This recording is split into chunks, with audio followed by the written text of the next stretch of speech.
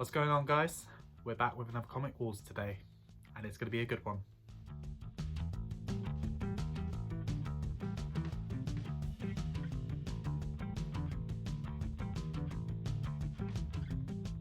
Hey guys, welcome back. Today we've got another Comic Wars, as you already know, because I've introduced this video. So it's been a while since I've done one of these. I believe the last one I did was Absolute Carnage, which that was a brilliant book to read, and it was really good to kind of review it and go in depth with it. But we're going for something a little bit different today. We're going down the decades a little bit to something which is a bit older. We're going back to like kind of old school style of Marvel Comics. So WandaVision, everyone. WandaVision was absolutely fantastic. I'm constantly talking about it in my videos. As I'm filming this, I did a live unboxing on Instagram yesterday of the Billy and Tommy 2-pack. I'll show you that one quickly.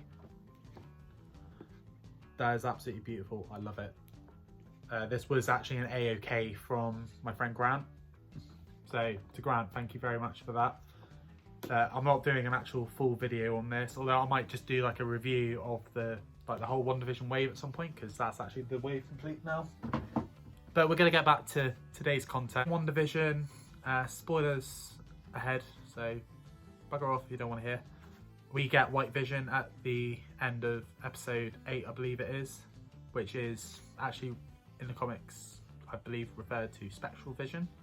The story I'm looking at today is actually, like, it houses the debut of the White Vision. Yeah, we're going down that road. We are going with Vision Quest. Now, a lot of you who follow me on Instagram will know I had a bit of a ball ache getting this, because I looked everywhere for it. It was in a chest of drawers, which had pretty much collapsed on itself, and yeah, I destroyed it trying to get this book out. But it was really worth it because I sat and stuck through it, I read it, and you know what, I enjoyed it much more than I did like the first couple of times I read it.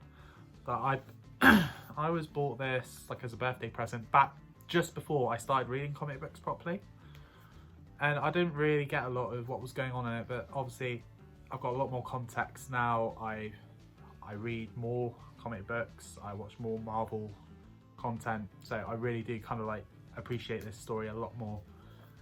So this is Vision Quest, and it's actually Avengers West Coast. They're actually led by Hawkeye, who is a lot of people give Hawkeye quite a lot of stick, but I think he's an underdog. Hawkeye is definitely a natural born leader. I think he's just not given enough credit in like the kind of the MCU like context. I mean, he's getting his own spin-off show on Disney Plus soon, so that'll be interesting to see how he performs in that. But anyway, we're gonna get straight into this book. So I will give you a description first. So I'm not going to give you the kind of like top paragraph, because that's literally like, and there came a day unlike any other, etc, etc. So Marvel legend John Byrne begins his titanic tenure with the Avengers West Coast, writing and illustrating a terrific tale that pushes Hawkeye's fledgling team to their very limits. When the Vision mysteriously vanishes, events are set in motion that will change the Scarlet Witch's fate forever. How will Wanda cope as her world is torn apart? What kind of threat do the Great Lake Avengers pose to their Californian counterparts? Has anyone else noticed Tigra's strange behaviour? The answers to these, and many more mysteries, will be revealed in this classic slice of West Coast wonder. So, as a few characters in this that I'm not very familiar with, i.e. number one, Tigra. Tigra to me just seems like a bit of a rip-off of Cheetah, like as in Cheetah from Wonder Woman. I haven't seen Wonder Woman 1984.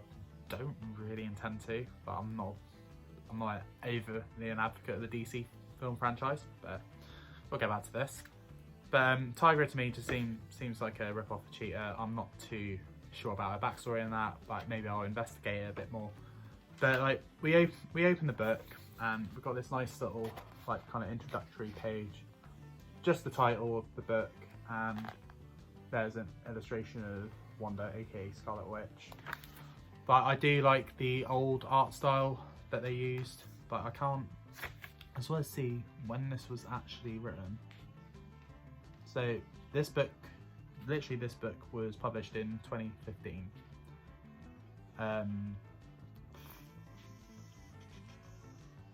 Doesn't actually say Like, I might have to do like a Google search or something. I've actually just been away, which I don't usually do in the middle of recording these videos because it's an absolute arseache to kind of set it up there. Just to like kind of see when this was actually published. It says 2015 on here, so that's when this book was published. But as far as I can tell, it was first like written and published in 2005, which really strikes me because the artwork in there, like it kind of screams like late 80s, early 90s kind of Marvel comics. So I'm really not sure. If any of you guys can clarify this for me, like, I'd really appreciate it. But I'm gonna kind of get into the story now. Kind of quickly point out, this is the White Vision. This is what the Paul Bettany version is based on.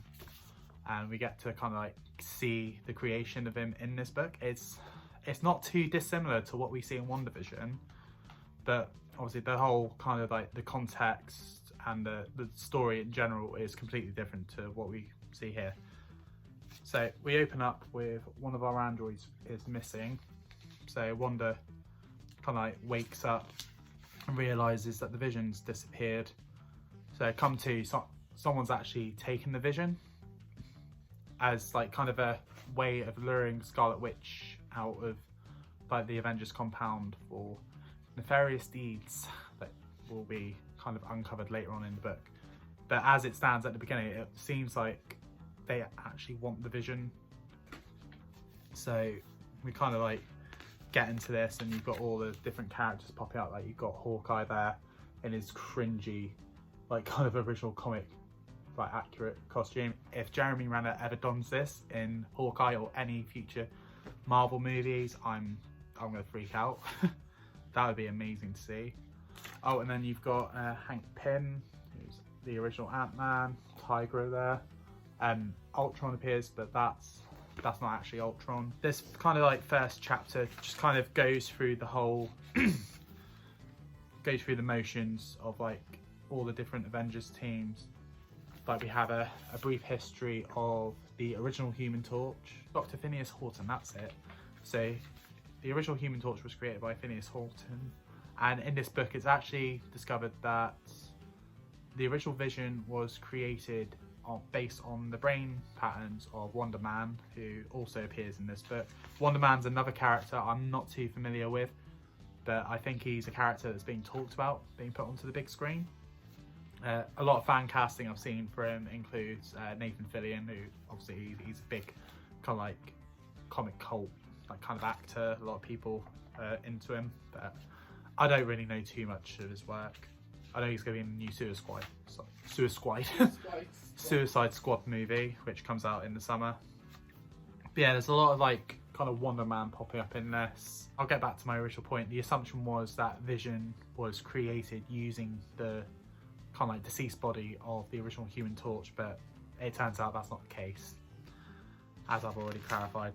So we get to the end of this chapter, and Bobby Morse pops up. Bobby Morse is Mockingbird, who is Hawkeye's ex-wife, and that's as a bit of a cliche really, because Hawk is a bird, and Mockingbird is a bird. Yeah, I never really quite understood that Marvel. This is probably like my favourite like opening of any of the chapters in this book. You. Oh, that really made me giggle. So yeah, I'm gonna kind of skip ahead a little bit now because it's all, the first like 2-3 chapters are just basically set up for like the rest of the story, like quite similar to how WandaVision started. Like the first 2 episodes were really kind of slow. A lot of people I know gave up on it, but I stuck out with it, and very similar to this book, I stuck out with it, and we really kind of got into the action. Come the 3rd sort of chapter in this story, you've got Billy and Tommy as babies there, and the amount of nannies that Wanda seems to go through in this book is absolutely amazing. Like she goes through about 3 or 4 different nannies in what I assume is the space of a week. Time elapsed in this book, or within the field of the story. So the twins must be a handful. I've had to backtrack a little bit because I've missed something like quite serious like in this story. So this is the point where it's revealed that these enemies, they're actually kind of like a cult almost. they want to kind of purify mutants, but they don't believe in mutants. And what they want to do is pick out a special mutant, someone with special powers, and assimilate them to make them believe all their beliefs. So yeah, it's a cult thing. So this page shows all the kind of like different mutants that they look at. You can see Mystique, Nightcrawler, Cyclops, I think Beast is there somewhere as well, Colossus. But in the end it turns out to be Wanda. They want Wanda for their nefarious scheme. So this is about like halfway through the book, and we are introduced to who I think are the most ridiculous characters in the entire Marvel Comics franchise. And I kind of hope, part of me hopes they're adapted into live action, part of me doesn't, because if they did, I think it'd be really cringy. But we have the Westlake's Avengers. So you've got Doorman, Flatman, this Big Bertha, and I think this one's called Dinosaur. Yeah, that's really cringy. I'd expect something like that from DC. At the end of this Westlake Avengers chapter, we show Wanda receiving a letter. That's kind of like her invitation to find Vision, but obviously at this point we know that's not what's going to happen. And then get to the next chapter. The artwork in this is absolutely spectacular. I forgot about this guy. We have a US agent who many of you will know as John Walker, aka Wyatt Russell, who's recently been in Falcon and the Winter Soldier. Wyatt Russell puts on an absolutely fantastic performance as the character, but I cannot stand his character. I'm Captain America. No, you're not. Chris Evans is Captain America. Move along, son. We're at the point now where Scarlet Witch actually reunites with Vision. White Vision, very similar to the one we see in WandaVision. He's pretty much stripped of all of his emotion, but throughout this story, he actually regains like his emotions, and that I believe he resyncs with Wonder Man's kind of brainwaves.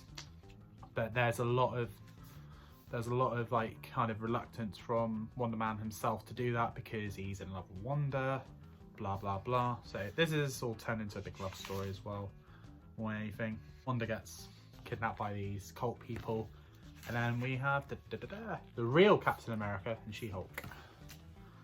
So they figure out, like, they get a distress signal from their Quinjet, and they kind of put two and two together, figure out what's happening. And meanwhile, Wanda gets assimilated by this black gunk. At first, believe it or not, I thought it was Venom, but that was hoping for a bit too much. There's already so many characters in this story. I think chucking Venom in there would have been a bit too much. Then we get on to this ancient evil, and you see Wanda's been assimilated here, and Cap and She-Hulk go after her, like try and rescue her, but they're not really aware of what's going on. So this cult following that I keep mentioning is basically this belief in how the evolutionary kind of cycle has kind of gone throughout time. That there's what we believe, like from a scientific standpoint, there's what we believe from a religious standpoint, but then there's this where this, I think it's like this kind of enzyme or something like that, gets transferred from species to species to species over time, and it's something that kind of creates absolute power, and they want to harness that power. I believe that's what I get from this. But basically everyone thinks this cult are mental, so obviously they don't want them kind of getting their own way. Like Wanda being Wanda, she's pretty much taken out Cap and She-Hulk. She-Hulk actually gets assimilated, even though she's not a mutant. I guess she's a mutant in a sense, but not of the X-Men kind of variety. On to the last chapter. This is my favourite piece of cover art from the whole book. Like, got so much going on here. This is where everything kind of comes into one kind of story. All these little stories have been kind of building to this, but I'm gonna say I do love this book, but like with these older books, the kind of climax is very short and sweet. Like, it's revealed Captain America wasn't actually able to be assimilated because of the super soldier serum. so that makes him pure, I guess. Vision meets up with Hawkeye and the Great Lakes Avengers. They all battle Wanda and the cult, and then one smack on the head and Wanda's back to reality. And yeah, we're at the end. You can see Doorman up here. He's a weird one. Reminds me a bit of Black Suit Spider-Man, but he's not Black Suit Spider-Man. And we're at the end of that. And just as an add-on, before I sum up this book, this is one I'm definitely going to be looking to get a hold of and read at some point. So if anyone knows where I can get it, please let me know. That is Vision Quest, ladies and gents. I'm going to give this a 6 out of 10 just because of that kind of like anticlimactic ending, how like short and sweet it was. But overall, this book is really good.